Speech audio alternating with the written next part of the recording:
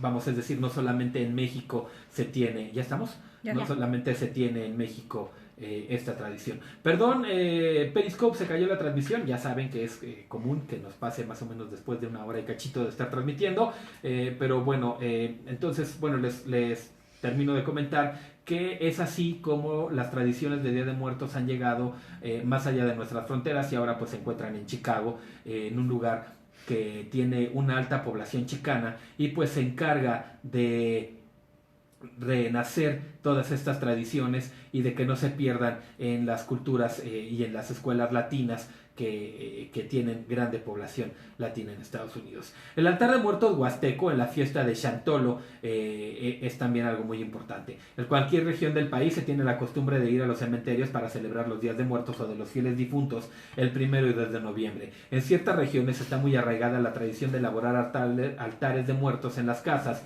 calles, en las plazas públicas, en los panteones e incluso en las iglesias. En los últimos años se han instituido concursos de altares para dignificar nuestras costumbres y de cierto modo contrarrestar la influencia norteamericana manifestada con el Halloween.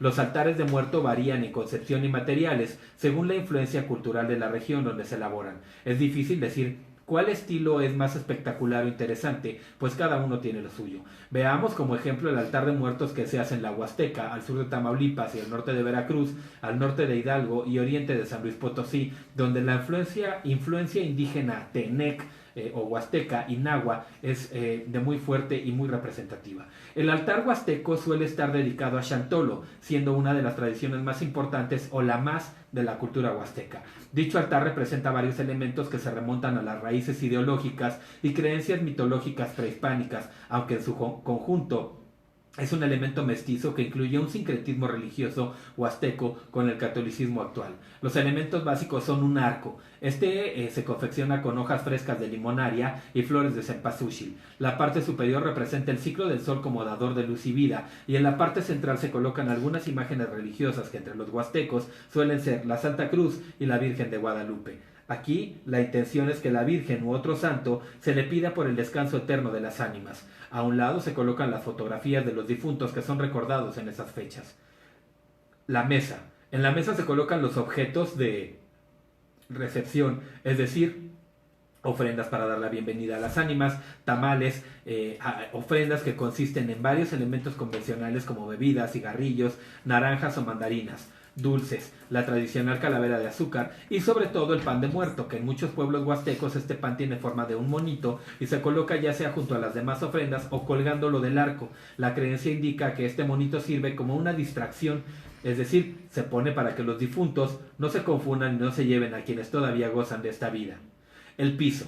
Al pie de la mesa se coloca un trozo de bambú o de carrizo grueso que lleva unos orificios donde se sientan las velas que darán la luz para fungir como guía visual para las ánimas. Frente a las velas siempre va un pequeño incensario que debe arder en todo momento, ya que el aroma del incienso y la mirra tienen la función de ser la guía olfativa y etérea para los difuntos. Al frente aparece el sendero de las ánimas, hecho con pétalos de cempasúchil, cuyo objeto es dirigir a las ánimas en su retorno para estar entre los vivos durante estas fiestas. Otras ofrendas, una vez que se ha terminado el altar, en la parte inferior y oculto a la vista, siempre se pone una calavera de azúcar con las semillas, teniendo como significado la fuerza vital y eterna. Este elemento representa el ciclo de la luna, la oscuridad y la muerte. En algunos casos donde la influencia de los antiguos mayas sigue vigente entre los Tenec o huastecos, en vez de ocultar una calavera con semillas, se coloca una calabaza también con sus propias semillas.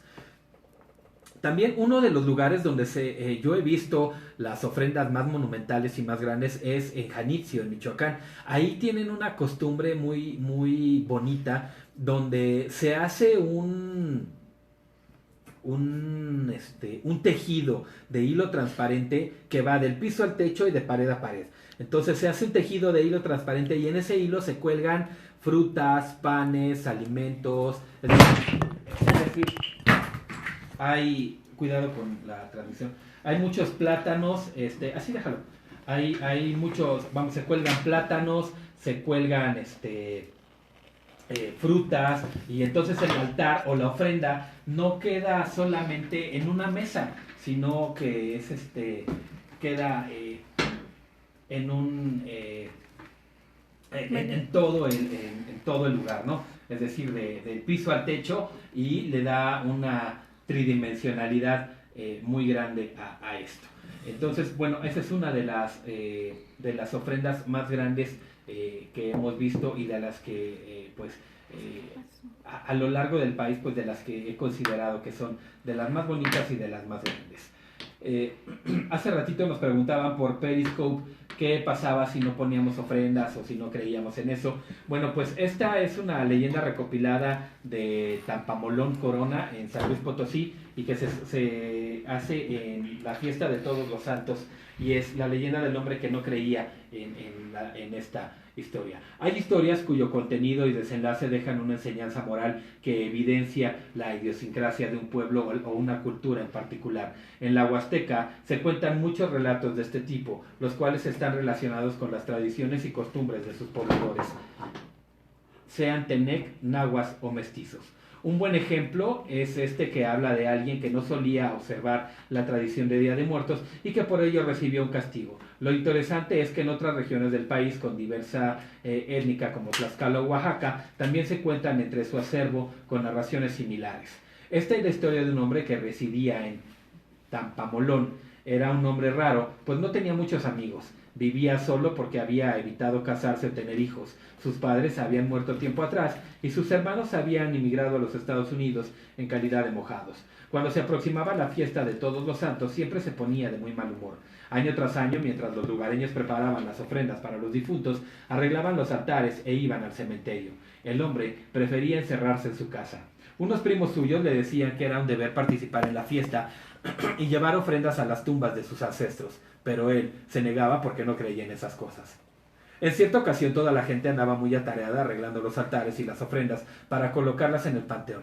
Al día siguiente, el 2 de noviembre, pero como las lluvias habían caído tardíamente en esas fechas, el hombre andaba cosechando el maíz de su milpa, por lo que le fue imposible encerrarse en su casa, como solía hacerlo. Ese día salió a trabajar a su parcela antes del amanecer con la idea de no encontrarse a nadie que le diese la misma explicación sobre lo importante que era llevar una ofrenda a sus padres y abuelos en el cementerio. Asimismo, con ese propósito se quedó hasta muy tarde en la labor. Fue hasta el ocaso que regresó a su casa con toda calma. Iba muy sigiloso por una vedera cuando empezó a ver que mucha gente caminaba en fila por ese mismo rumbo. Se escondió detrás de un matorral para que nadie lo viera y advirtió que todos iban muy contentos y que en sus manos llevaban ofrendas. Entonces se dio cuenta que no eran personas sino difuntos, pues reconocía a todos y a cada uno de ellos. Primero, unos viejitos que habían sido amigos de su familia. Luego, unas muchachas que habían fallecido en un accidente. Después, sus abuelos. Y así continuó la hilera de puros conocidos que iban muy felices con sus ofrendas, de regreso al mundo de los muertos. Al final pasaron sus padres, quienes iban muy tristes pues no llevaban ninguna ofrenda. La escena de haber visto las lágrimas de sus padres y las ánimas de ellos tan tristes lo afligió mucho, y al percatarse de su error y egoísmo, fue corriendo a su casa a preparar una ofrenda, pero ya era demasiado tarde. Tendría que esperar todo un año para que los difuntos volvieran al mundo de los vivos. Entonces se cuenta que fue tanta la angustia que este hombre sintió durante varios días que simplemente murió de tristeza.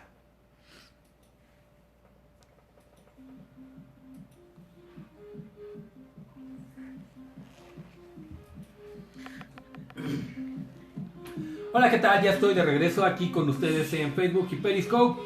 ¿Qué onda con la risa? No sé. De repente se fue al share y todas las cartas también. Para que vean que no es choro, que las personas que ya han estado aquí en cabina, pues que vieron la caja de ebook que tengo, en la parte de encima de ella tengo unas cartas de tarot que están rezándola y que están cuidándola. Bueno, pues se nos cayó la mesa, se cayeron las cartas de tarot que están lejísimos de la mesa. Entonces, Papito, seguramente ya andas por aquí, ya andas haciendo de las tuyas. Nos acaba de pasar, lo pueden ver, bueno, pues les pasó en vivo. Se cayó una botella de agua.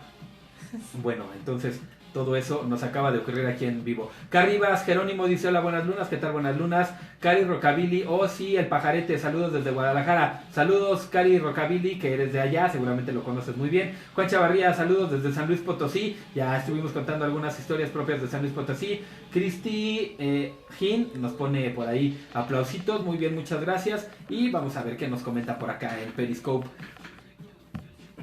Yo sigo hablando al micro, yo soy. Están súper ricas las palomitas del cilindro. Las palomitas del cilindro que regalamos en el Halloween, me imagino. Esas son cortesía de Rosy, que hizo favor de llevárnoslas allá a la fiesta de la sociedad de la medianoche. Ya me las comí todas. Aquí nos sobraron algunas, pero son para nosotros. Te dormiste temprano, pero allá abajo están. Sí.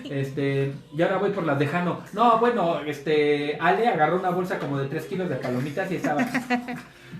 Yo iba dejando mi cel en el buró y pasa eso, hasta pensé que mi cel se había caído. No, Clau, fue aquí en cabina. Nos tiraron la mesa y nos tiraron varias cosas de ahí de la caja de ebook que tenemos por ahí.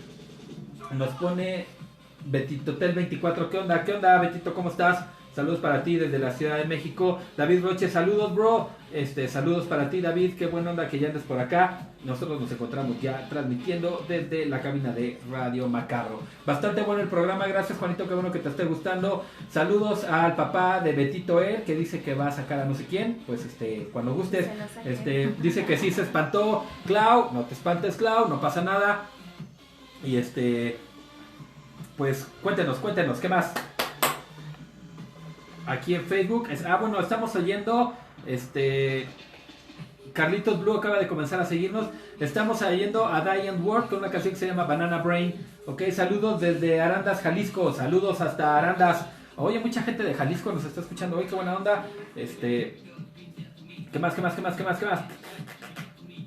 Díganme por qué se nos acaba la rola y tengo que regresar a el radio. Sandorela, dices Sonrasol, saludos para ti, Sony, saludos a todos los difuntos que ya llegan y se hacen presentes. Petty anda por aquí, saludos desde Colombia, gracias. Carpadios, Petty de mi amor dice, cuenta la leyenda que el loco hacía directos en pelotas. Saludos, no, bro, ya no vi qué onda. Está chida tu voz, gracias, Betito, qué bueno que te guste. Didi. Sí, es que Didi dijo que saludos a todos. Ok, saludos, Didi, para ti también. Hasta la Piedad de Michoacán, desde la Ciudad de México. Sí, ya nos están visitando. Sí.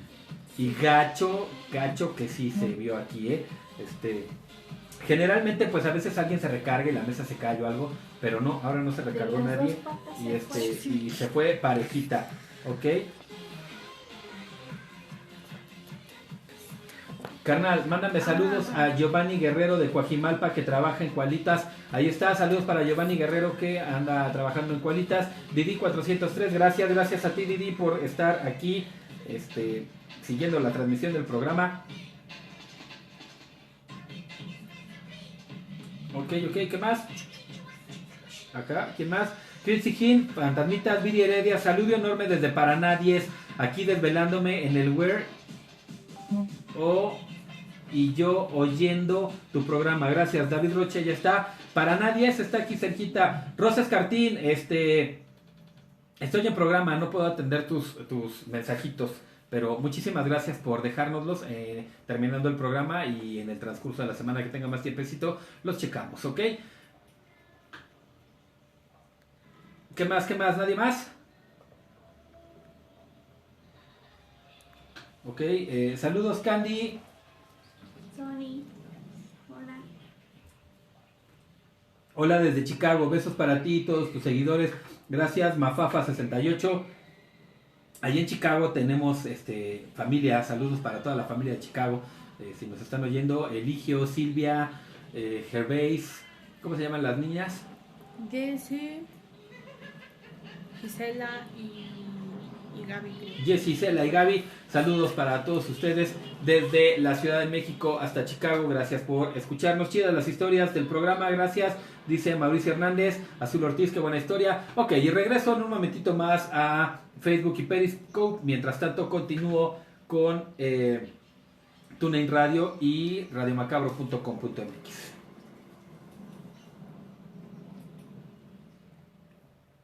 Hola, ¿qué tal? Buenas lunas. Estamos de regreso aquí en la Sociedad de la Medianoche transmitiendo desde la cabina de Radio Macabro. Y nos acaba de ocurrir algo extraño, no sé si ustedes pudieron escucharlo o si pudieron escucharlo ahí por radio, así como un golpe fuerte. Bueno, pues se nos acaba de caer la mesa, nos acaban de aventar un tarot, se acaba de caer una botella de agua, todo así al mismo tiempo como reacción en cadena, muestra inequívoca de que las entidades o los fantasmas ya están visitándonos y ya están por aquí. Siéntanse bienvenidos, este es su espacio, este es su lugar y bueno, pues compartan con nosotros mientras hacemos esta transmisión en vivo. Y esta es una leyenda de la Ciudad de México que ocurre en el Panteón de Santa Paula. Tiene que ver con espantos y una mujer vestida de negro. Cuando mis abuelitos llegaron de Austria, encontraron dónde vivir en la colonia Guerrero. Eso fue allá después de la Primera Guerra Mundial y se vinieron a México porque aquí tenían conocidos. Pero el caso es que no eran judíos ricos y por eso se fueron a esa colonia que era bastante popular en aquellos años. Cuando ya les fue mejor, entonces se cambiaron acá por la colonia Roma, donde a mi mamá le tocó nacer. Pero mis tíos mayores crecieron en la Guerrero, explica la señora Esther Hoffman Koch. Mi tío Jacob, que era el mayor de la familia, aprendió a hablar el español conviviendo con los muchachos de esa colonia, y yo bien me acuerdo que él nos platicaba cuentos de miedo que según esto eran o son exclusivos de la colonia Guerrero. Has de saber que antes había un panteón allá, el Panteón de Santa Paula, que entiendo estaba por los rumbos de Garibaldi. Según entiendo ya no existe porque lo demolieron para construir unos departamentos o algo así. Creo que era un panteón muy famoso porque ahí sepultaron a gente importante del siglo XIX y hasta entiendo que Santa Ana, el dictador, ahí le dio cristiana sepultura con todos los honores al miembro que le volaron en una guerra. No estoy seguro de esto, pero eran las pláticas de mi tío. Entonces, resulta que según las leyendas en ese panteón había muchas apariciones y espantos que según esto mucha gente había tenido la mala fortuna de ver. Y también decían que se escuchaban llantos en las noches. Pero la leyenda que más nos asusta era la de aquel que narraba que del panteón salía una muerta que andaba toda vestida de negro, así como si estuviera de luto, pero pues era una mujer, ella había fallecido. Según esto, que la venían, aquellos que la podían ver a medianoche, cruzaban las rejas del panteón que siempre estaban cerradas a esas horas y se iba caminando hasta meterse en una casona muy grande que había por ahí. La meritita verdad, no sé cuál sea la casa, cuál haya sido, ni si todavía está en pie, porque ya ves que luego tumbaron muchísimas construcciones antiguas por todas partes. Yo no conozco a nadie que viva en la colonia Guerrero, pero eso no sabría decirte si todavía cuenten estas leyendas que nos platicaba mi tío Jacob, o si todavía algunas gentes de ese rumbo sigan viendo a la medianoche a la muerta que supuestamente sale del panteón en la colonia Guerrero. Si alguno de ustedes, de las personas que nos está escuchando desde por allá y conoce de esta historia y nos puede decir si es cierta, si todavía existe o si todavía se habla de ella, pues coméntenoslo porfa y ahorita lo comentamos al aire. Existía una familia en el pueblo de Cuanajo que tenía una hija pequeña y cierto día la niña falleció. Como es lógico, los padres estaban muy tristes y dolidos. Pasó el tiempo y el Día de Muertos se acercaba. Entonces la madre de la niña le dijo a su esposo que debían de preparar porque tendrían que hacer tamales para darle a los que llevarían los caballitos a su casa el Día de Muertos. Los caballitos son cuencos donde va la comida, ¿ok? Pero además no son así como que vete a comprar 5 caballitos a la... No, la familia los tiene que tallar de un trozo de madera, tienen que darle la forma de cuenco y ahuecarlo y en ese caballito... Se llama caballito porque carga. En ese caballito se carga de fruta, de comida, de cosas que se le van a ofrecer a los muertos. Entonces, pues como acababa de morir la niña, muchos familiares y amigos iban a llevar caballitos con ofrendas para la niña y pues ellos querían darles tamales. Entonces, días antes del Día de Muertos, el hombre salió de su casa y se fue al cerro a buscar madera y pensaba quedarse varios días hasta después del Día de Muertos, pues no quería ver a nadie en su casa esa noche de la celebración. Finalmente la celebración llegó y entonces el Día de Muertos, el señor que se encontraba cerca del panteón comenzó a cortar la leña cuando de pronto una rama le cayó encima dejándolo atrapado y sin poderse mover de la espalda para abajo. Después de varios intentos decidió esperar a que pasara alguien para pedir ayuda. La noche comenzó a caer cuando de pronto comenzó a escuchar que alguien se acercaba. Se oía como un grupo de gente cuando van a una fiesta y cómo platicaban en voz baja. El hombre comenzó a gritar por ayuda, pero nadie respondió. Él siguió gritando, pero nadie le escuchaba. Entre la gente distinguió para su sorpresa a su compadre Manuel, quien había fallecido unos años antes. Pasó toda la noche y la siguiente. El hombre volvió a escuchar que gente regresaba del pueblo al panteón y escuchó cascos de caballos en el camino y de cómo la gente regresaba feliz y contenta. Comenzó a ver a la gente que regresaba con caballitos de madera llenos de fruta y flores. Algunos llevaban 5 o 6 caballos, otros 1 o 2.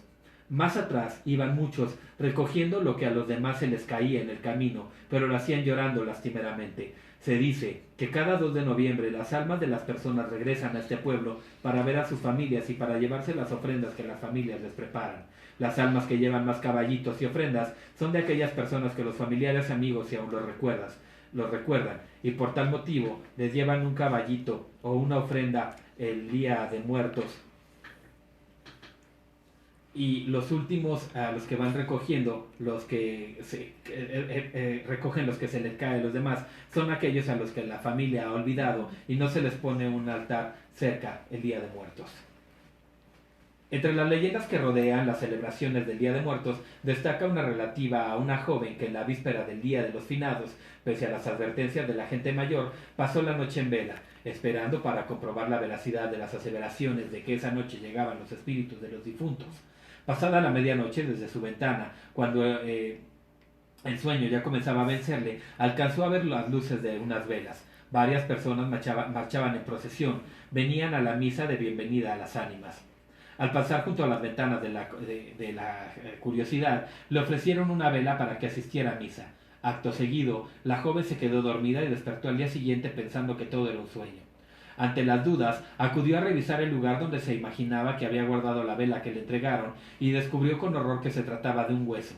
Asustada la joven ante tan espeluznante hallazgo, acudió a la iglesia a confesarse con el sacerdote, quien le dijo que tenía que devolver la vela a los 8 días al marcharse los espíritus.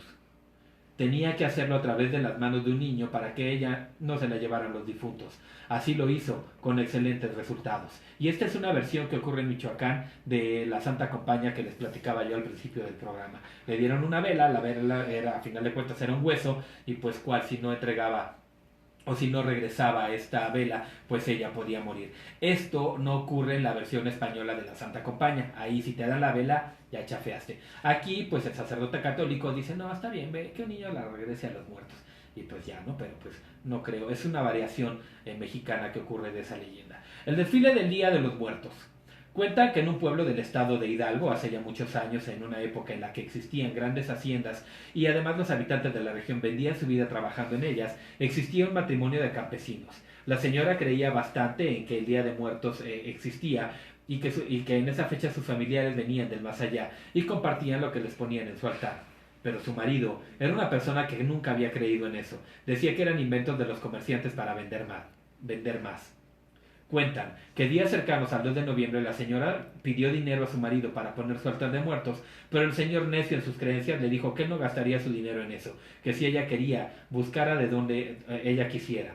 Por lo que la señora decidió ir al monte y cortar unos ocotes para prenderlos simulando unas veladoras, y cortó del campo unos quelites que guisó con tomates. La señora colocó su altar y se fue a dormir, pero el señor, ya harto de la duda, prefirió espiar para ver si era verdad que sus parientes del más allá llegarían. Cuenta la historia que ya entrada la noche, después de estar espiando por la ventana un buen rato, vio y escuchó que las calles se iluminaban y veía a mucha gente como una procesión de personas que nunca había visto. Al frente venían personas que cargaban exquisita comida, llevaban veladoras grandes y calabazas, mole y muchos guisos más. Conforme avanzaba la fila, venían personas con comida de menor esplendor y hasta atrás el señor logró ver a sus parientes que con trabajo venían alumbrándose con unos ocotes y comiendo unos pocos quelites. El señor quedó traumado del susto. Dicen que el día siguiente solo logró decirle a su mujer que agarrara el dinero necesario para poner su altar y después de esto cayó muerto. Hace mucho tiempo trabajó en la parroquia un sacristán que acostumbraba a robarse el dinero de las limosnas y beberse el vino de consagrar. Una noche, en la noche de difuntos, que se encontraba ebrio en la sacristía, en medio de la penumbra que se producía por una pobre luz de los viejos cirios, el hombre balbuceaba una oración, tratando de aliviar sus pecados. Pronto un silencio espeluznante se apoderó del lugar, dejando oír solo las fantasmales notas que provenían del viejo órgano que se encontraba en lo alto del coro, anunciando una misa misteriosa. Las notas se escurrían por los hoyuelos de aquel viejo órgano, en un eco aterrador hasta inundar por completo la parroquia con sus sonidos tétricos.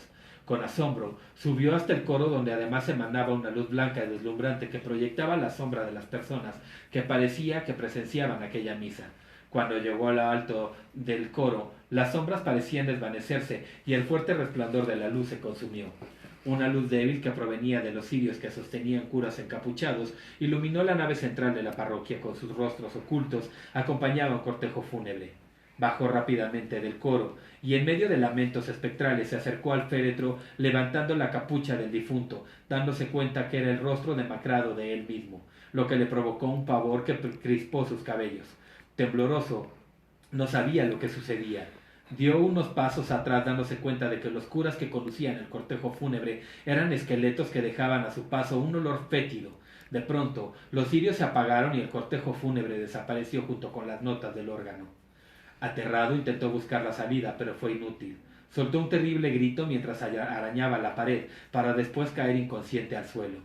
Al despertar, ya había amanecido y arrepentido de sus actos corrió al altar y le pidió perdón a Dios por todas sus faltas. Cuentan algunos que han llegado a oír en lo alto de aquel coro las notas tétricas del viejo órgano que acompañan gritos de desesperación de aquel hombre que ahí falleció. La leyenda de la fiesta de todos los santos difuntos es clásica de la región de San Luis Potosí y la narraré justo como aparece en los antiguos libros de leyendas. Dispensen, les voy a contar un cuento. Es de hace tiempo de un señor de un día de todos los santos, que es cuando vienen los difuntos, las ánimas a visitarnos, pueblo por pueblo, en todas las casas. Él dijo, yo no creo que vengan las ánimas de los difuntos, no lo creo, no vienen, son mentiras. Yo no tengo tiempo, yo voy a trabajar, le dijo el señor a su esposa. Yo voy a esperar a mi papá con una jícara de enchiladas. Él siempre se comía ramas de wax tierno. Eso le voy a poner en el altar. Y así lo hizo. Bueno, pues se fue a trabajar, trabajó todo el día, y el mero día de todos los santos, el día de los grandes, de los mayores, porque primero es el día de los chicos, dicen, amaneció. Se fue a trabajar. Estaba trabajando duro y de pronto se escuchó ruido de gente que platicaba en el camino. Pasaban muchos, iban contentos, unos cantando, otros bailando. Muy contentos, vio que pasaban todos ellos. Llevaban sus canastas en la cabeza y cargaban chichihuites en el hombro. Todos llevaban regalos, las ofrendas que había recibido. Unos llevaban racimos de plátanos, manos de plátanos. Los señores iban cargando en la cabeza canastas con tamales. Llevaban tamales chicos y grandes. Llevaban atole. Lo cargaban en cántaros, lo llevaban en jarros.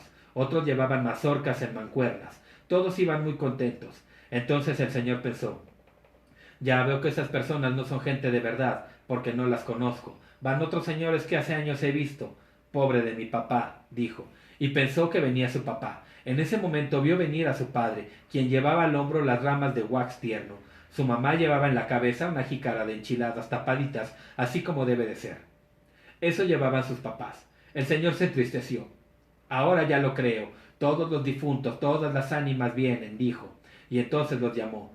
Papa, papa, mama, mama, quiero hacer lo que debe de ser correcto y hablar con ustedes. Yo no creía, dispénsenme. Yo no sabía de que ustedes venían a visitarme. Ahora veo que de veras es cierto. Hagan el favor de esperarme un poco. Voy a hacer también una ofrenda grande. Ahora ya sé que de veras vienen. Pero nosotros no podemos, contestó el papá. Yo ya me voy. Nosotros ya nos vamos, pero si quieres verme y dejarme la ofrenda, hazla. Te espero en el portal de la iglesia. Allá te espero mañana antes de que empiece la misa. Bueno, entonces eso fue lo que hizo. El señor regresó a su casa, mató un puerco y pollos e hizo tamales grandes. Puso el altar. Estuvo preparando ofrenda toda la noche para cuando amaneciera la gente fuera a hacer el rosario, a rezarle a las ánimas de sus papás.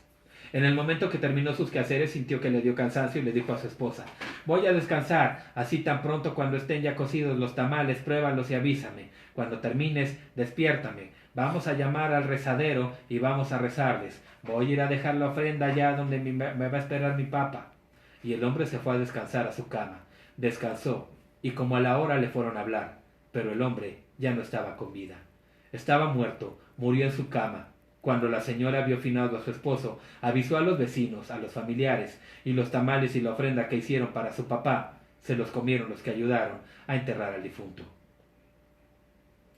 El panteón de San Gregorio Zacapechpan, en Puebla, fue mudo testigo de profanaciones de sus tumbas. Los causantes de estos hechos rascaban hasta desenterrar las tierras y robaban todo tipo de objetos valiosos. Los objetos externos que adornaban las tumbas también eran sustraídos por los amantes de lo ajeno. Los vecinos, alarmados por estos hechos acontecidos a finales del siglo XVIII, con el fin de resolver el problema, acordaron hacer guardias durante varias noches. Los ladrones, que eran muy hábiles, se ingeniaban para cometer sus fecherías burlando todo tipo de vigilancia, por lo que los esfuerzos de los vecinos de San Gregorio fueron inútiles. Pasaron varios meses sin poder detener a los culpables. Empezaron a circular rumores de que se trataba de espíritus malignos y que estos seguían apoderándose de los objetos materiales, con los que se enterraban a los cadáveres. Lo anterior motivó que desde esa fecha a las personas que morían solo se les sepultaba con la ropa que portaban. Los saqueos no terminaron.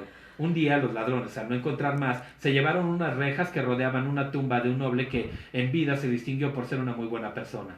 Esto no constituyó ninguna situación extraordinaria, sino hasta 3 días después, en la noche de difuntos, en que en una casa de esta misma población se escucharon gritos pidiendo auxilio.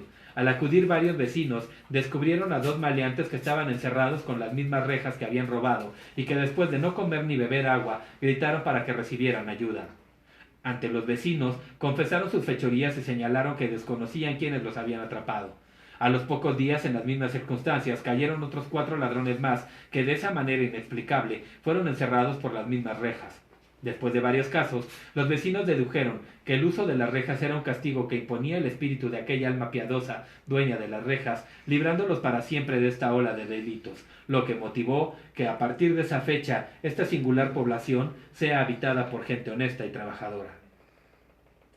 En la década de los años 40, en el tránsito de personas, era muy intenso en el llamado Camino Real que comunicaba el barrio de Santiago Mixquitla con las juntas auxiliares de San Matías Cocoyotla, San Diego Cuchoyotla, San Sebastián Tepalcatepec, San Juan Tlautla y Santa María Zacatepec. En esta época se encontraba en pleno auge la fábrica de hilado de tejido San Diego Textil, ubicada al oriente, es decir, rumbo a la ciudad de Puebla, y en la que elaboraban cientos de obreros de las poblaciones ya mencionadas. En una ocasión, en la noche de difuntos, los obreros del segundo turno salieron de trabajar en punto de las 11 de la noche. Tomaron camino hacia sus casas y al llegar a la altura de la desviación que conducía al templo de San Diego Cuauchayotla, escucharon a un niño que lloraba inconsolablemente. Sorprendidos de que hubiera una criatura a esa hora y en pleno lugar despoblado, decidieron buscar al infante causante del llanto. Lo buscaron en diferentes sitios, tales como los sembradíos de maíz, en los alfalfales, en los fondos de las acequias y entre las piedras, inclusive en las copas de los árboles, y nunca lo encontraron. Cansados, los obreros abandonaron la búsqueda, más intrigados que cuando la iniciaron. Cada noche de difunto se repetía la misma situación, por lo que los obreros y la gente en general temían pasar por ese lugar en esa fecha, de manera que los obreros preferían quedarse a dormir en los cuartos de la propia fábrica y los vecinos se encerraban en sus casas desde muy temprana hora.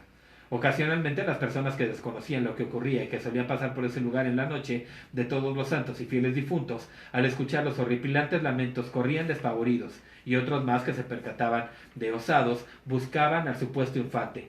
Terminaban víctimas de convulsiones de origen misterioso. Empezaron a correr rumores por toda la región de lo que ocurría en esa parte del Camino Real, hasta que se organizaron intensas búsquedas con el fin de hallar el origen de los lamentos.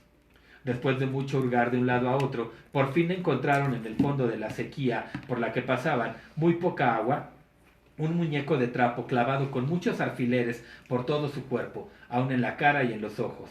Al intentar sacar al muñeco, los que se acercaron cayeron trastornados, de manera que desistieron de su intento. En vista de lo anterior, se acordó visitar a un sacerdote para que los aconsejara. Este le sugirió que se debería de realizar un exorcismo, así que al siguiente día los esperó en el lugar ya indicado. El clérigo, muy previsor, ya había preparado con agua y palma bendita. Inició el rezo correspondiente. A los presentes se les pareció escuchar en ese momento un gruñido que salía de la garganta del muñeco de trapo. El religioso no se detuvo. Arrojó el agua bendita con la que empezó a retorcerse el ente, proferiendo una serie de obscenidades en contra del sacerdote. Este lo golpeó con la palma bendita hasta lograr deshacerlo. Finalmente, el presbítero recomendó cavar una cepa profunda dentro de la misma sequía donde arrojaron los restos, cubriéndolos con tierra y piedras. Por largos años se comentó este acontecimiento. Muchas personas aseguraban que el llanto y las obscenidades de este ser se siguen escuchando. También se supone que uno de los caballeros de mayor alcurnia de la ciudad de Cholula, que por años había sufrido de una rara enfermedad, repentinamente se había aliviado. Hubo un tiempo en que se escuchaba por doquier el relato de la aparición de seres escurridizos, que tan pronto aparecían en los cuartos y patios de las casas de Momoxpan, desaparecían en un abrir y cerrar de ojos. En otras ocasiones se escuchaba el arrastrar de cadenas o hierros pesados, lo que resultaba incomprensible para los pobladores.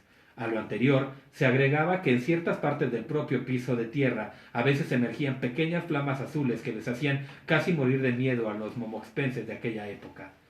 Una noche de difuntos, la niña llamada Guadalupe Xomitl, de escasos 6 años, quien se distinguía por su inocencia, de pronto se encontró con un niño de aproximadamente 5 años de edad, vestido con un taparrabo y guaraches. Momentáneamente, Guadalupe quedó como petrificada por la apariencia de este infante, pero recobró un poco la tranquilidad cuando éste le pidió que pudiera ver la forma de que excavase exactamente debajo del lugar donde ella tendía su petate para dormir. Intrigada por la petición, la niña le preguntó que cuál era la razón de esa petición, y el niño le contestó: mis padres están enterrados ahí y no descansarán en tanto sus restos sean llevados a un lugar sagrado. Y luego agregó: existen enterrados ahí y no descansarán. Existe mucha gente enterrada en varias partes de la población. Todo esto como consecuencia de las agresiones de los inhumanos conquistadores contra de mis hermanos indígenas. No soportó más Guadalupe, como era muy sensible, cayó desmayada. Después de estas apariciones, la niña desmejoró mucho y cayó gravemente enferma. En sus desvaríos, relataba a sus familiares lo que sufría. Pocos días después, la niña murió.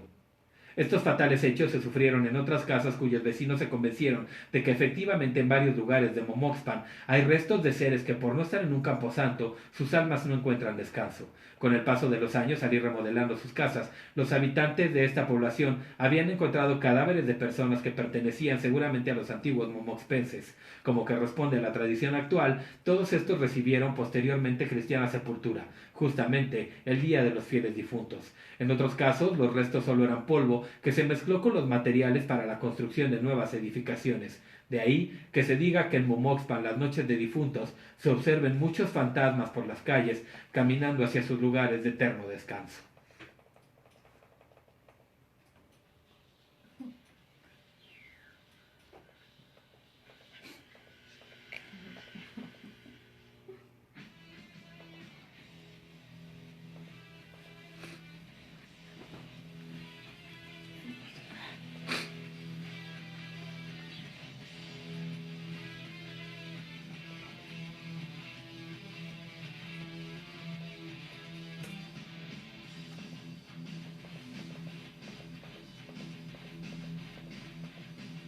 Ok, estoy de regreso aquí con ustedes en Facebook y por Periscope, perdón, pero estaba organizando algunas cositas de las que vamos a hablar en unos momentitos. A ver, díganme qué onda por acá. Dice, no es por ser chismoso, pero Karen ya se durmió. No, bueno. Y Saris, yo creo que también. Y a la que no viste es a Gaby. Ah, sí. Oscar Moreno, hola, ¿qué onda Oscar? Saludos para ti. Lili Cardoso, voy conectándome, hola, ¿qué onda Lili Cardoso? Bienvenida. Viri Heredia, se ríe, el güero y yo, perdón Héctor. No entendí tampoco. No entendí yo tampoco. Ahí está Parpadio. Ahí está. Dormido. Vivi, no chismoso. excelente. Si es bien chismoso, aún vivo. Ok. ¿Qué más? Dígame. Ya estamos casi a punto de terminar el programa. Hoy vamos a terminarlo un poco antes de lo acostumbrado, es decir, antes del amanecer, porque pues aunque mañana es puente, pues hoy es día de los fieles difuntos y para que todos ustedes puedan convivir con sus muertos y gozar de ellos, pues bueno, Sandorela, los premios, bueno, ahorita lo voy a decir al aire porque también por TuneIn nos están siguiendo y por internet, pero en el programa del próximo martes vamos a decirles quiénes son los ganadores y la mecánica para que recojan sus premios, ¿ok? Una más y no duermo, jajaja, súper, un programa, saludos y de regreso después de 15 días sin escucharlos, sin NMMR, qué bueno que ya estás de nueva cuenta con nosotros y escuchándonos. ¿Regalan un chocolatino? Sí.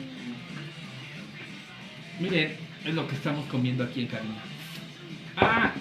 Se me cayó, es que se me derritió muy rápido. Ahí está, son trufas, ¿ya vieron? Acá por Facebook les muestro, ¿sí se ve? Ok, pues, ok. Díganme, ¿qué onda? Yo quiero tacos. Rosy Alemán, aquí seguimos. Muy interesantes relatos. Acá en Puebla, muchas leyendas. Sí, Rosy, ya hablamos de algunas de Puebla. Excelentes historias, dice Didi. Juanito, yo trabajo. Se ven súper ricas. Parecen croquetas de petilla. No, Sandorela, son trufas. Petilla come pollo. Petilla no come croquetas. Es un perro nice. Ok, dice, no, que ya se había dormido Karen. Seguramente Jano le dio un codazo para que despertara. Dice, oye Lord, yo siempre escucho monedas en el techo. ¿De dónde? ¿De tu casa? O sea, solamente en tu casa o de cualquier lugar. Muy interesante. Didi, eres la de la foto. El chismoso de Jano. ¿Qué es eso? Jajaja, sí.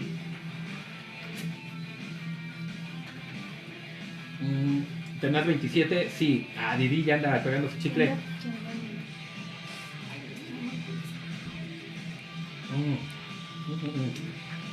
Se caen en el piso de arriba.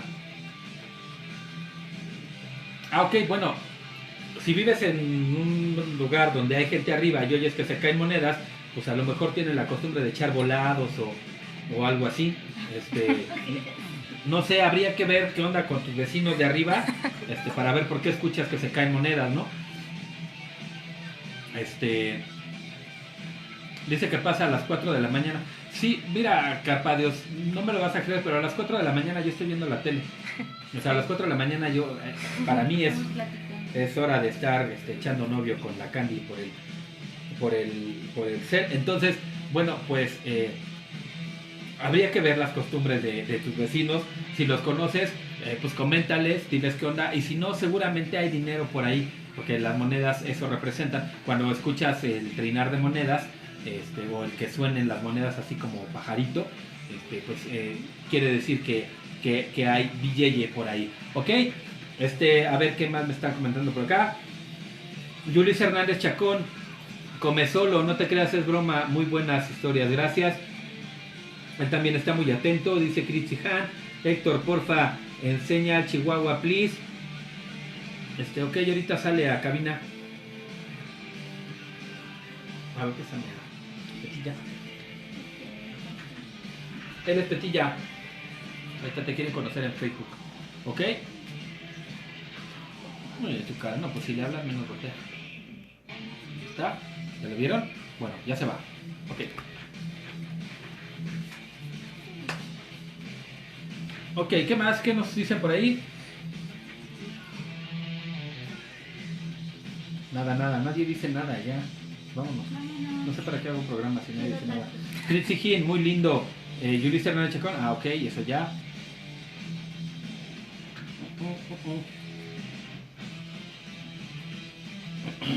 Ok, bueno, pues sí, ya estamos.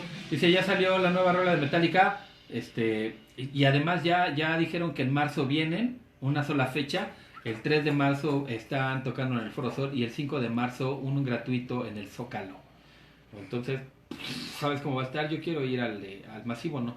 Quiero ir al del Foro Sol. El de Zócalo va a estar padre porque va a haber muy buena onda. Casilda ya se movió. Ah, ¿a poco? No me di cuenta. Hace rato. Pero bueno, ya andan diciendo por ahí que Casilda ya se movió. Ok, entramos a la recta final del programa. Casi. Y bueno, regreso a... No tengo comentarios nuevos. No, regreso a TuneIn Radio y al internet, a www.radiomacabro.com.mx. Y vamos aquí.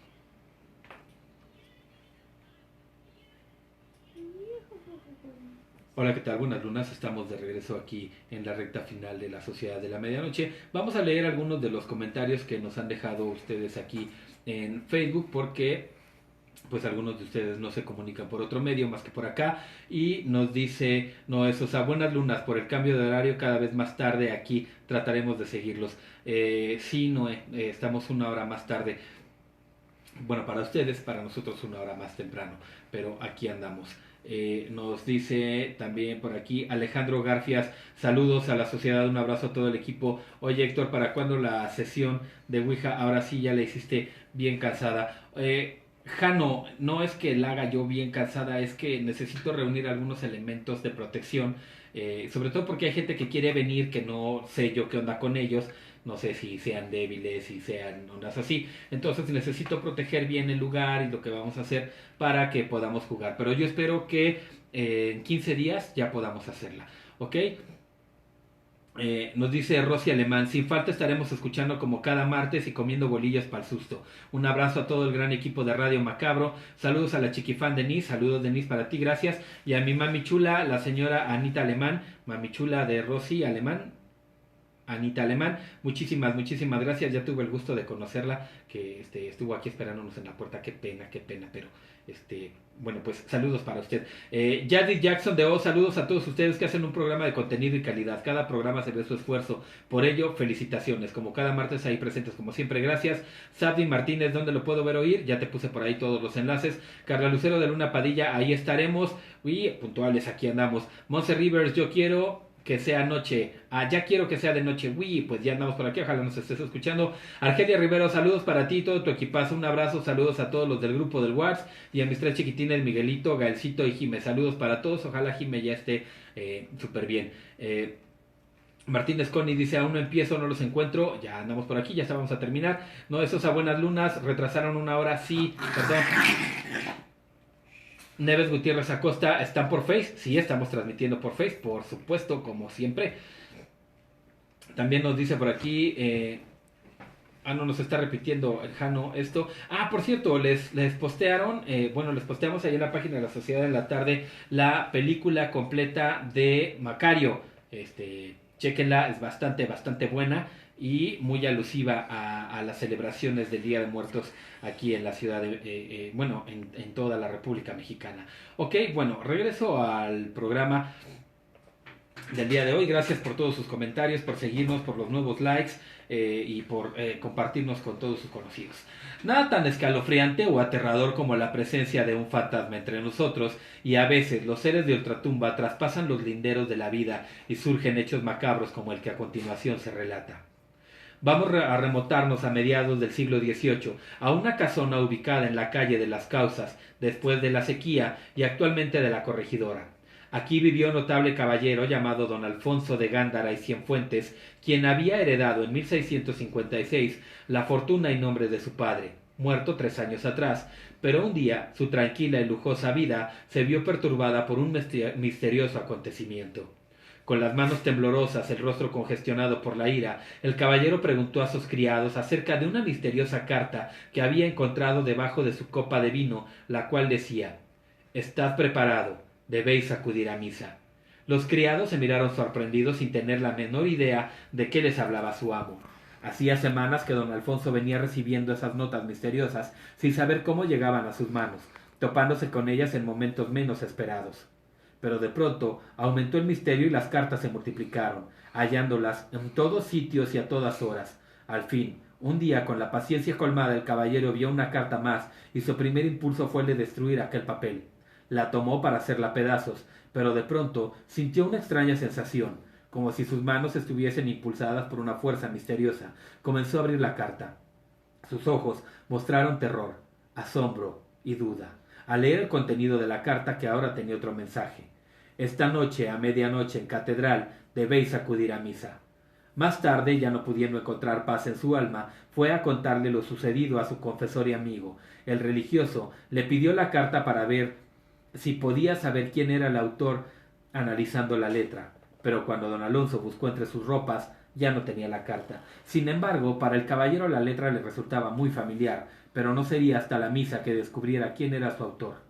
Dispuesto a saber quién lo citaba a medianoche para castigarle, don Alfonso cruzó la plaza de armas aquella noche. Todo estaba oscuro y silencioso. Apenas el viento arrastraba murmullosos lejanos alaridos, rodeado del alma del caballero, de gran presentimientos.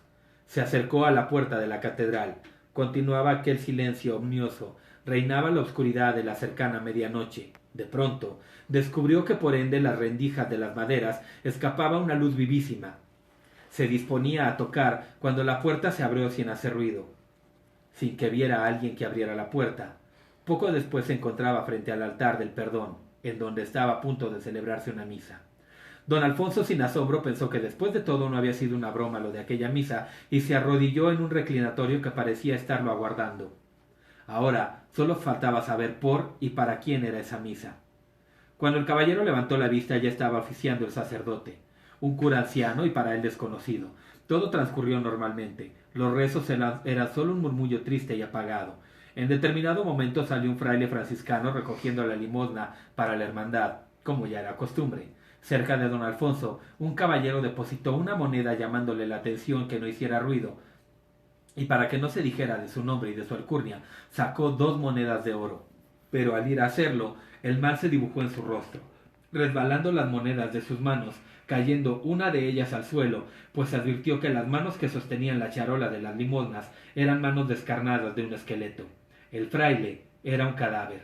Acto seguido pegó un grito de terror, se levantó y retrocedió buscando la salida. Los gritos y ruidos provocados por don Alfonso llamaron la atención de los demás asistentes a la misa, que también estaban muertos. En ese momento la puerta se abrió y con un chirriar escalofriante una figura femenina apareció en el claro. Sosteniendo un candelabro en cada mano, el caballero reconoció a ese espectro como su difunta madre.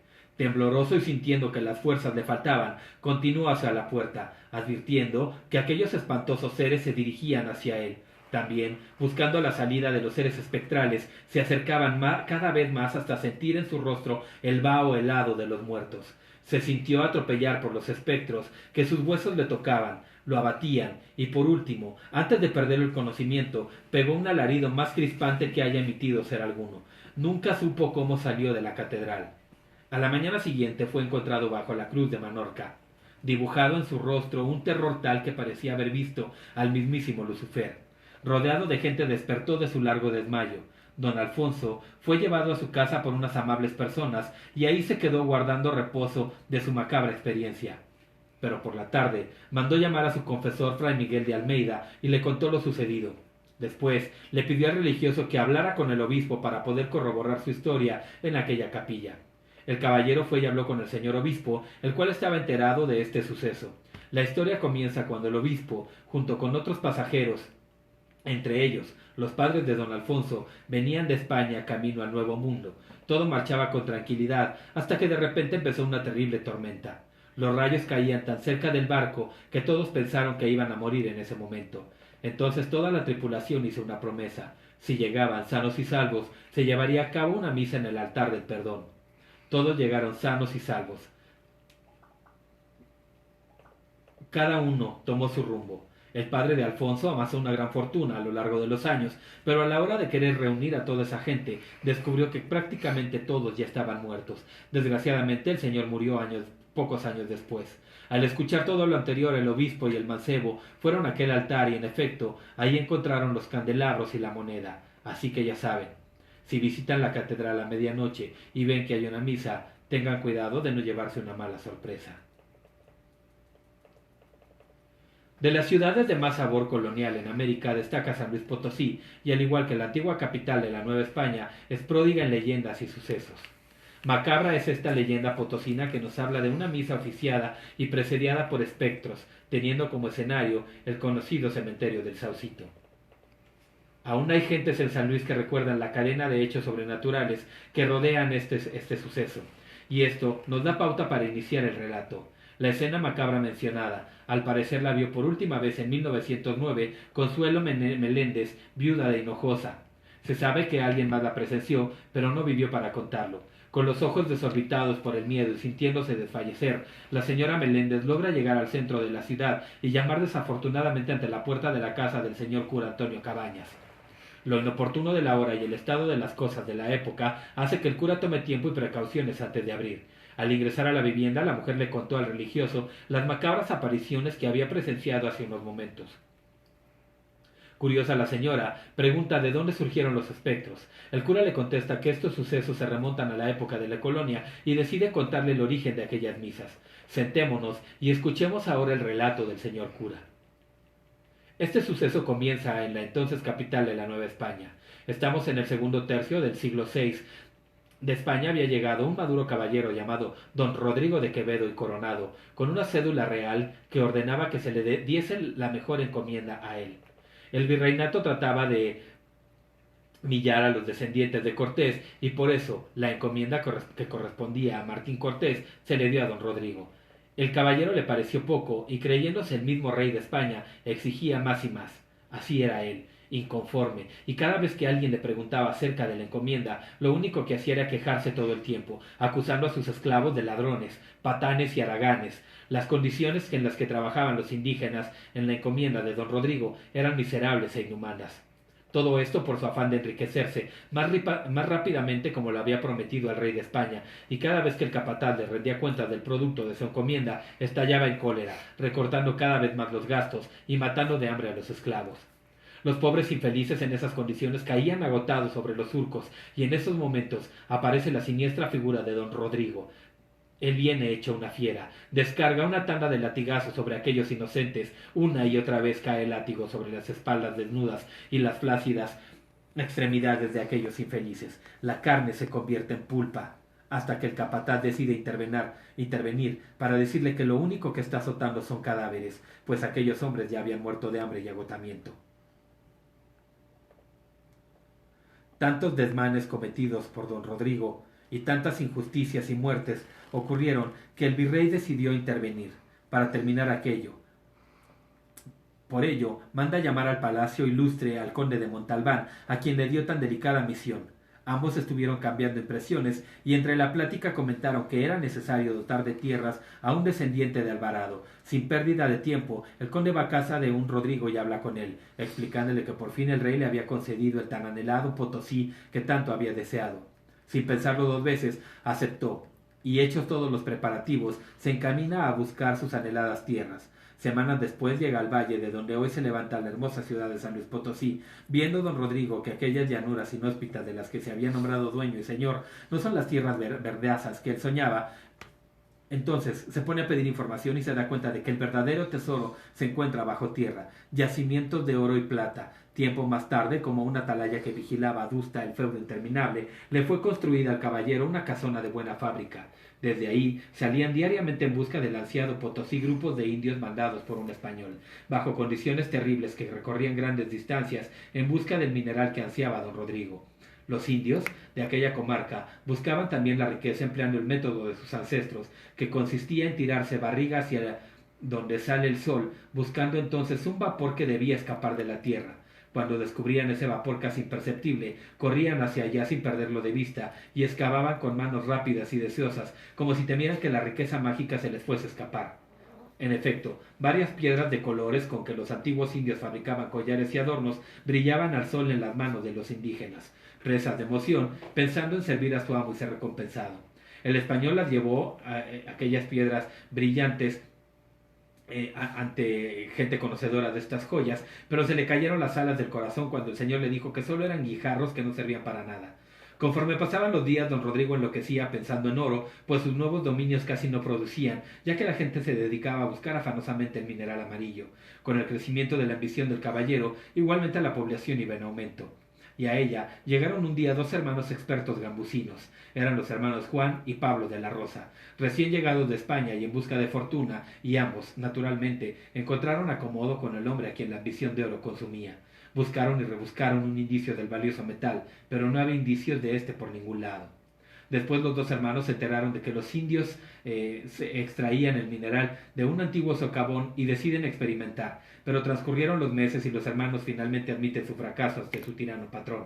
El español fija su mirada de odio y de locura en el canal que corre cerca del túnel de la mina, y entonces se le ocurre una idea monstruosa. Se le ordena a los hermanos que ingresen a la mina, que ingresen en el túnel de la mina y que miraran cuántas varas habían excavado. Ellos penetran en el interior de donde hay más de 200 indios. Tan pronto como han enterrado a don Rodrigo, cuando han entrado, don Rodrigo ordena a dos de sus más serviles capataces que desvíen el canal hacia la mina y bajo la amenaza de su patrón desvían el agua que comienza a correr a raudales en el interior de la mina. En el interior, la escena de muerte y desesperación son horrorosas. Gritos, ayes lastimeros. Después del acto tan criminal, durante varios días, el hombre codicioso no sale de su casona. Después, Se le ve vagar enloquecido por el valle exigiendo oro. Conforme pasan los días, los remordimientos empiezan a clavarse en el alma seca y dura de don Rodrigo. El castigo del Señor no se deja esperar y empiezan a ver aterradoras visiones. Tanto crimen, tanto mal lo está pagando el soberbio Señor con noches y días plagadas de imágenes terribles que empiezan a hacer que pierda la razón. Cuenta la leyenda que una noche se le aparece un rey, mas no el de España, sino San Luis, rey santo patrono de San Luis Potosí. Entonces, el reaparecido le muestra una impresionante procesión fantasmal y lo incrimina. Acto seguido, don Rodrigo clama, implora y ruega porque algún día el perdón le sea otorgado. Lo que sucedió aquella noche con el alma de don Rodrigo se vuelven conjeturas. Al día siguiente se le vio vagar por las calles del poblado, y cuanto menesteroso encontraba a su paso, fuera indigente o hispano, le llenaba las manos de oro. Los españoles que llegaban para radicar en lo que sería San Luis Potosí lo veían asombrados y extrañados cuando les detenía para rogarles que les perdonara sus ofensas. En cuanto a los leprosos y llagados que causaban repulsión de todos, don Rodrigo parecía buscarlos. No dudaba en desgarrar sus finas ropas y con ellas vendar las llagas putrefactas y espantosas. Y sucedió que un día llegó por estos lares la dulce figura de un fraile franciscano misionero llamado Fray Benedicto de Guzmán, que de tan bueno tenía fama de santo, y fue hasta ese don Rodrigo para implorarle el perdón de sus pecados. Le besa la saya polvosa y desgarrada, y besa sus pies como con lodo de todos los caminos. Después, el fraile impone 12 peticiones y que su confesor oficie una misa de cuerpo presente cuando Dios le llamara al pecador para rendir sus cuentas. Pero todavía tuvieron que transcurrir 24 largos años antes de que don Rodrigo muriese. Entonces, doña Soledad García Coronado, familiar del difunto, presenció la apertura del testamento del muerto, puesto mucho antes en manos del notario. En dicho documento tendría como última voluntad que ciertas personas estuvieran presentes en su misa. El problema es que los hay nombrados que ya están muertos. Con el fin de dar cumplimiento al testamento, doña Soledad viene a la capital, en donde habla con la hija de Juan de la Rosa para pedirle que asista a dicha misa. Pero la muchacha se niega rotundamente. El segundo paso de la dama fue ir en busca del padre Ledesma y se llevó la sorpresa de que había fallecido. Después acude con el heredero del conde Montalbán sin éxito alguno. La mujer regresará a su casa de San Luis, en donde rezagando cuentas a Dios de que hizo todo lo posible para que la misa se llevara a cabo. Pero la voluntad de Dios es inminente. 3 años después, en la noche de difuntos, cuando doña Soledad rezaba un rosario por el sufragio de don Rodrigo, muerto 3 años atrás, algo sucede. Se escuchan cantos funerarios por la calle y como si la llamara se ve impulsada a asomarse por la ventana. Ante sus ojos aparece un cortejo fúnebre y extrañamente aquellas personas se le hacían conocidas. Desde ese momento ya no tiene voluntad propia doña Soledad y como si extrañas voces le ordenaran, se lanza en pos del cortejo. Caminar deprisa no le da ventaja. Aún así, se le ve entrar en el panteón del Saucito a la luz de la luna. La mujer que se ve celebrando una misa de difuntos con cuerpo presente da vuelta por entre unas tumbas para ver quién es aquella gente y al verles el rostro descubre que son seres de ultratumba. No obstante, los reconoce. Doña Soledad no puede resistir aquello y se aleja con el corazón dándole tumbos. Al llegar a su casa, cae de rodillas y da gracias al cielo porque al final don Rodrigo había obtenido el perdón que tanto había implorado en vida. Morir en paz, eso fue lo que tú crees. Mas lo sucedido a otras ramas prueban lo contrario. Veamos cómo termina el relato del suceso del cura a la asustada dama potosina en 1909. El religioso le dice a la mujer que Dios dispuso de aquella misa y que se celebrará cada 100 años y el total de estas misas deben de sumar 7. Entonces, faltarán 3 misas más. Faltan, pero se cree que esos hechos sobrenaturales se han repetido sin que hayan transcurrido los años necesarios. ¿Por qué? Eso solo lo sabe el Señor. Lo cierto es que en 1939 un panadero encontró a una mujer muerta a las puertas del panteón del Saucito el 2 de noviembre. ¿Acaso presenció la misa macabra? Y eso no es todo. En los años 60 un chofer de taxi llevó a una mujer hasta las puertas del panteón y cuando éste trató de darle el cambio, con horror se dio cuenta de que su pasajera era un ser de ultratumba. Misas a esa hora y en un panteón, no cabe duda alguna. El fantasma iba a asistir a la misa macabra para don Rodrigo. Desean averiguar la verdad. Vayamos pues a San Luis Potosí la noche de difuntos y esperemos la noche en el panteón del Saucito, si es que tienes el valor. Cuenta una de las leyendas del Panteón de Belén en Guadalajara, Jalisco, que hubo un vampiro que se alimentaba de la sangre de los tapatíos. Todo empezó cuando encontraban pequeños animales en la ciudad sin una sola gota de sangre. Después encontraron niños muertos y lo peor, sin sangre.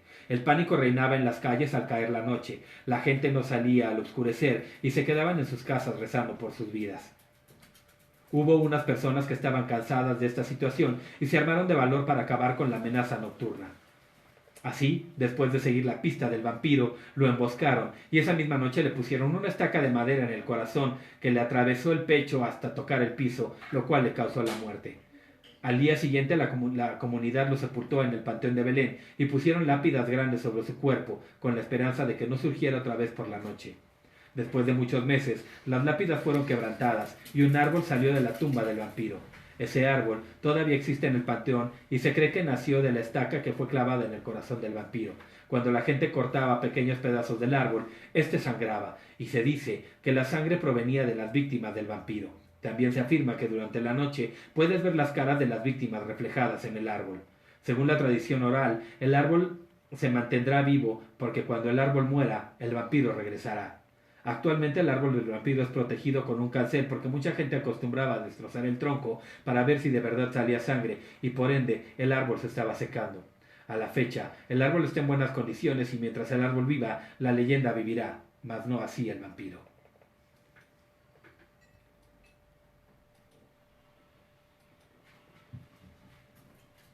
Ok, estoy de regreso aquí con ustedes en la Sociedad de la Medianoche aquí por Periscope y voy a buscar un libro que debo de tener por ahí. ¿Cómo se llama? Picardía Mexicana. Es azul y tiene las letras como en negro. Así se llama, Picardía Mexicana. Mira, está aquí en la tercera columna de acá hasta abajo. No, arriba de tu hombre lobo. Ahí, tu dedo gordo. Ese mismo.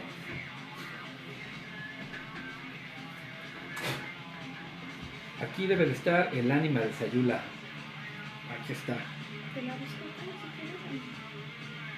No, aquí se las leo desde el libro. La tengo en el Face, pero prefiero leérselas desde el libro.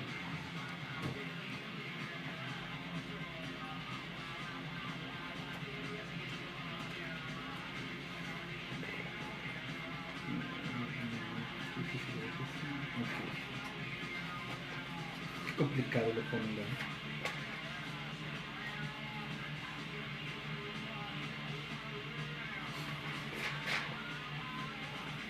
Ok, a ver, sus comentarios en Facebook, en Periscope, ¿qué me dicen? ¿Qué me cuentan? Estamos a punto de terminar el programa, termino con el ánima de Sayula. A ver aquí en Peris, ¿qué dicen? Nada. ¿Qué memoria? ¿Por qué? ¿Qué memoria? ¿Por lo del libro? Yo creo. Hombre, conozco todos mis libros. Todos los he leído más de una vez, así que... Bueno, en Facebook parece que ya les dio sueño. En Periscope dice buenas historias, gracias Jano, qué bueno que te estén gustando. Pues yo creo que ya no voy a usar la compu. Héctor, porfa, enseña. Ya lo enseñé a Chihuahua. Yo dije saludos hasta Chihuahua, ¿no? Así es. ¿Qué onda? ¿Qué más? ¿Quiénes están todavía presentes? Digan. Porque Sara ya se fue a dormir. Sin NMR, excelentes historias, no había escuchado antes ninguna, gracias. Qué bueno que las estás escuchando ahora y que estás aprendiendo algo igual que nosotros. Algunas de estas leyendas, la primera vez que hice esta investigación tampoco las había escuchado. Me resultaron bastante interesantes y la bronca fue recopilarlas, saber ahora en dónde las tenía. Dice, ¿sabes qué dice en qué libro y dónde está? Ah, pues sí.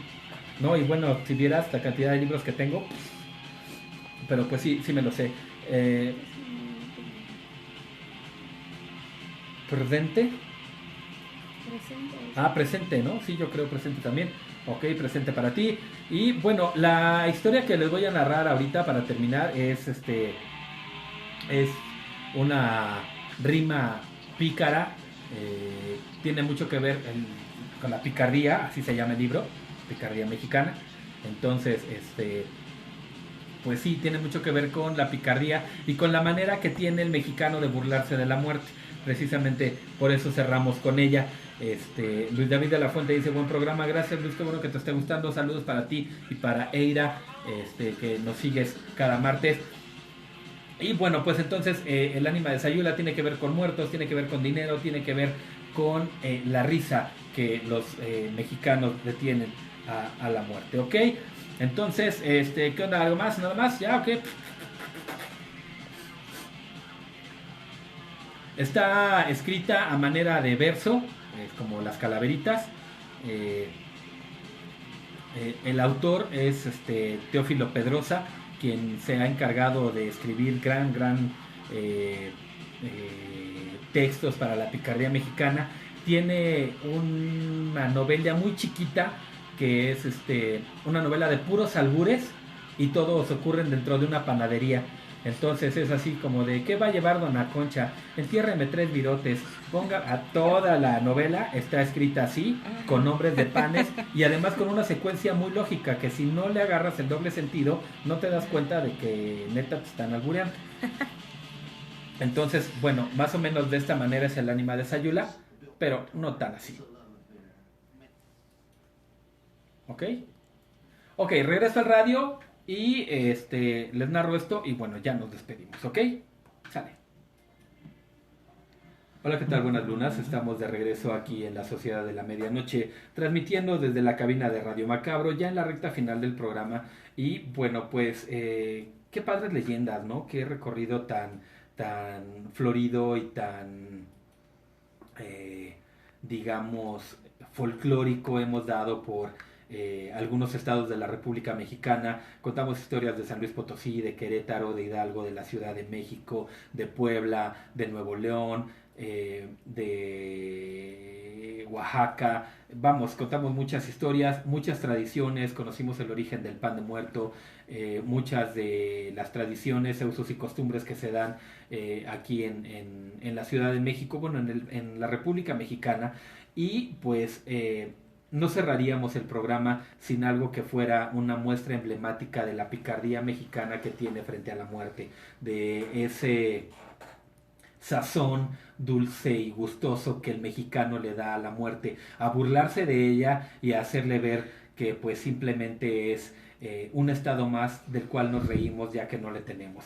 Voy a narrarles la rima del ánima de Sayula, que es como una calaverita, así como la calaverita por excelencia del Día de los Fieles Difuntos. Está escrita por Teófilo Pedrosa y aunque hay varias versiones, lo único que cambia es la moraleja y cambian algunas pocas palabras. Esta es la más tradicional y es la versión de Antonio Jiménez o de A. Jiménez, quien es el autor de este libro que se llama Picardía Mexicana, que pueden encontrar. Creo que hay 25 ediciones, esta es la segunda edición, ya es muy viejito, pero actualmente creo que van en la 25, y bueno, comienza así. En un caserón ruinoso de Sayula, en el lugar, vive Apolonio Aguilar, trapero de profesión.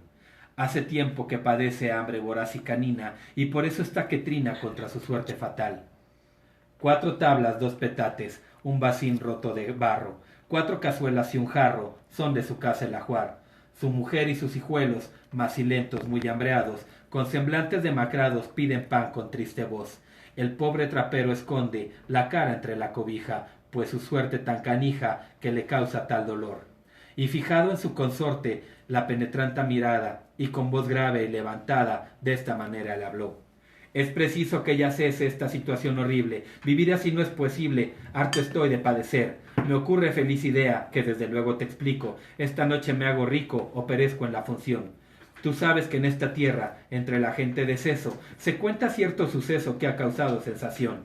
Se dice pues que de noche, al sonar las 2 en punto, sale a penar un difunto por las puertas del panteón. Esto lo aseguran todos, y mi compadre José me ha jurado por su fe que también al muerto vio. Él afirma que ese muerto tiene la plata enterrada y busca gente templada con quien poderse arreglar. Y que yo me he sugerido, deponiendo de todo miedo, a comenta con denuendo la empresa del fantasmón. Pues bien, me siento con bríos para encararme al diablo, y a ese muerto yo le hablo, aunque fallezca después. Por Dios, mi esposo, le dijo su mujer muy afligida, no juegues así la vida, deja a los muertos en paz. Por tus hijos, Apolonio, no hagas caso a tu compadre, te lo pido por tu madre, no olvides esa cuestión. Aunque mi compadre tenga la mala fama que tiene, a mí nadie me detiene de hacer lo que quiera yo. Señora, no retrocedo, es una cosa resuelta. Si pronto no estoy de vuelta, prepara mi funeral. Exclamó y con veloz paso, pálido como un difunto, salió de su casa al punto, camino para el panteón. Muy lúgubre está la noche, y al soplo del viento frío, gimen los sauces del río con quejumbroso rumor. Camina pues atrevido aquel hombre de faz cierta, y al final se ve la puerta del tenebroso panteón. La silueta del trapero, que a la aventura de Dios va de la fortuna en pos hasta vencer o morir. Por fin de repente suenan 12 lentas campanadas, cuyas notas alargadas vibran con sordo rumor. Cruza la puerta el fantasma, mudo, rígido y sombrío, llenando de escalofrío al que lo mira pasar.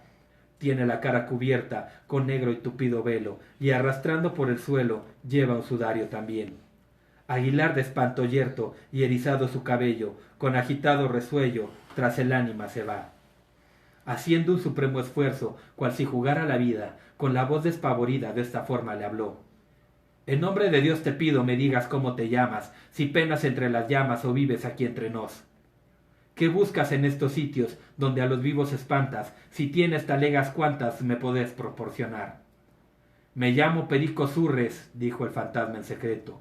Fui en la vida buen sujeto, mayate mientras viví. El favor que yo te pido es un favor muy sencillo, que me prestes el anillo tras el que ando siempre en pos. Esas talegas soñadas, aquí las traigo y son 2, y dale gracias a Dios que las cargo para ti. Al escucharlo Apolonio lleva la mano al cuchillo, sin desentender su anillo, que siempre cuidado está. Al momento huyó el fantasma, tan rápido como el viento, tras las tapias del conviento, y ahí desapareció. Mudo de sorpresa queda el pobrecito trapero, y echando al suelo el sombrero, de esta manera exclamó: con 1000 mentadas de abuela, y por la madre de gestas, qué chingaderas son estas que me pasan a mí. Vengo lleno de esperanza a buscar aquí la vida, y la suerte maldecida me depara un lance atroz. No tengo yo más alhaja que la alhaja del fundillo, y que me la pida un pillo que viene del más allá. Yo no sé lo que me pasa, pues ignoro con quién hablo. ¿Ese canijo es del diablo o es mi compadre José? Esto que a mí me sucede es para perder el seso. Si los muertos piden eso, los vivos ¿qué pedirán? Así se dijo al trapero, muy pensativo y mohíno. Del pueblo tomó el camino y en sus calles se perdió. Y es fama que cuando oía hablar del aparecido, receloso y precavido, se ponía la mano atrás. Moraleja. Hayle actor si alguna noche, y por artes del demonio, te vieras como Apolonio en crítica situación, y tropezares acaso con algún ánima en pena, aunque te diga que es buena, no te descuides, lector. Y para tu garantía, pon el cuchillo delante, y sin perder un instante, repliégate a la pared. Y así es como termina el ánima de Sayula, la cual esta versión de A. Jiménez está muy tranquilita. Ahí en la página de la Sociedad de la Medianoche tenemos la versión que está pues así como que más groserona, pero pues resulta que el espíritu era el fantasma de un gay y le decía, bueno, pues aflójame el fundillo y te aflojo las talegas, ¿no? Que yo las traigo aquí colgando ¿Qué para son ti. talegas? Las nachas. ¿Vale? ¿Qué es una talega? Una talega es una bolsa que cuelga de oro. Las talegas que aquí traigo son los testículos del fantasma.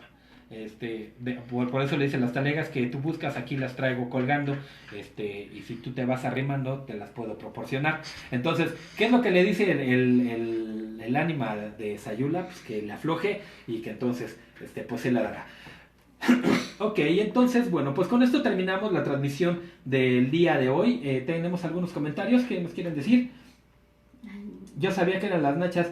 Pues sí, así es, es de lo que le habla, es lo que le está pidiendo, la joya del anillo. En las otras versiones viene marcado como que le pide el fundillo, y al final en la moraleja dice, ándese siempre con cuidado, traiga en la mano un cuchillo y un tapón que se debe de poner usted atrás, entonces para que seas precavido. Entonces eso es lo que pasa. Entonces, si ustedes quieren conocer la versión más picarona, más grosera del ánima de Sayula, pueden visitar la página de la Sociedad de la Medianoche. Ahí yo les busqué la versión pues más groserona. Esta está así como, esta es la versión original, es muy fina, debes de tener, vamos, de conocer vocabulario del caló mexicano para que puedas entenderlo, y es lo que hace a Jiménez en todo este libro. Todo el libro de Picardía Mexicana viene así narrado muy, muy, muy elocuentemente. Incluso dice, con las 1000 mentadas de abuela, qué tinaderas son estas que me suceden a mí. Y la otra versión dice, me lleva la rechingada, cuántas son las chingaderas que me suceden a mí. Entonces, vamos, está acomodado de diferente manera. Pero bueno, con esto terminamos la transmisión especial del día de hoy de la Sociedad de la Medianoche, dedicada a todos nuestros fieles difuntos que ya anden por acá. Me decía, órale, pon el fundillo que te voy a inyectar. Su abuela. Tu abuela, órale, ok, muy finamente, dice Gaby. Pues sí, esta versión de Antonio Jiménez es así, muy, muy, muy, muy finita. Que hablemos del Chapo, no, si no somos periódico amarillista. Se equivocó de programa. Sí, te equivocaste de programa, hermano. Didi, risitas, gracias, milord. No me resta a mí nada más que agradecerles a todos ustedes por habernos acompañado en una velada tan importante para el pueblo de México, para toda la República Mexicana. Dicen que la bibliografía que utilicé la voy a postear, pues si quieren, pero son, bueno, ya se las mencioné hace rato, que es el libro de Adame Homero, Leyendas de todo México, y Picardía Mexicana de Antonio Jiménez. Son las únicas dos bibliografías que utilicé. Todo lo demás es investigación que he hecho yo en diferentes revistas, lugares, visitas, etcétera, etcétera, etcétera. Ok, entonces, muchísimas gracias a todos ustedes por habernos acompañado. Recuerden que esta noche nuestros seres queridos, nuestros muertos, están en casa. Cobíjenlos, hablen con ellos, platiquen con ellos. Hablen de lo que vivieron con ellos mientras estaban en vida, para que se lleven un buen sabor de boca. Recuerden que esta noche es la más oscura del año y un manto de maldad cubre la ciudad. Regresen con cuidado a sus hogares si es que están fuera de ellos. Cuídense mucho de las apariciones que no sean sus familiares. Tengan cuidado con aquellas fantasmas a quienes ustedes les abren la puerta, y que las sombras más oscuras y más macabras los vigilen esta noche. Que las más aterradoras pesadillas que las más aterradoras pesadillas los torturen esta noche, y que manos extrañas y ruidos sombríos surjan de debajo de su cama. Que pasen macabras lunas y chao chao.